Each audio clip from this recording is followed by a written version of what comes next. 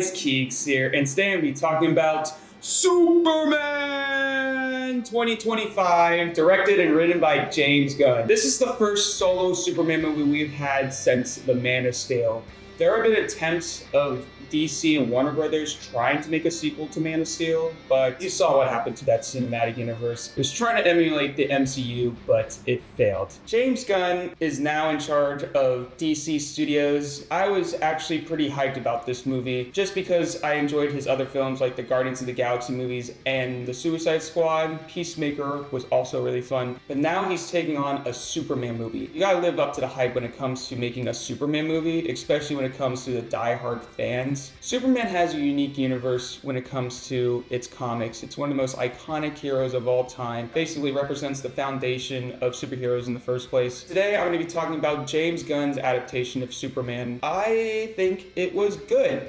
It wasn't great. I didn't hate it, but it was pretty good. I have some problems with it, but I'll get into that later. David Korn is a great Superman. He understands the essence of who Superman is, the ideology of Superman, his performance. He represents kindness. There's a scene where he rescues a squirrel. I also really love Lois Lane. Kind of reminded me of the Lois Lane from the Superman animated series. I think James Gunn took inspirations from that entire universe as a template to make the new DC films. This film opens where you're just thrown into a comic book. It's like if you're reading issue number 5 of a superhero story. It's a little bit messy. I'll get more into spoilers. If you're coming into this film wanting to learn about Superman, or you're a fresh face in the character, you're gonna be a bit lost. It's Superman in the middle of his career as the Man of Steel, already has a relationship with Lois Lane. Lex Luthor is literally a cartoon character. I know some people might not like this version of Lex Luthor, and I will say he kind of goes over the top sometimes. There's a lot of characters being established. That might be a bit of a problem. I think the way James Gunn handled these characters worked well. I just wish I saw more. The pacing felt a bit wonky during the first 20 to 30 minutes. This is a comic book movie.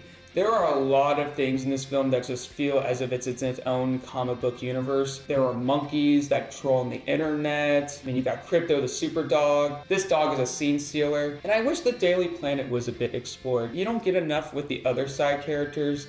Apparently there's a weird subplot with Jimmy Olsen's character having the Riz for women. There are other characters in this film I haven't heard about, like the Engineer, and Ultraman, and Ultraman, and Ultraman, and Ultraman, and Ultraman, and Ultraman, and Ultraman, and Ultraman, and Ultraman. But apparently there is an Ultraman in the DC Comics, but it's not Bizarro. I also want to give a shout out to the Justice Gang. Mr. Terrific is fantastic.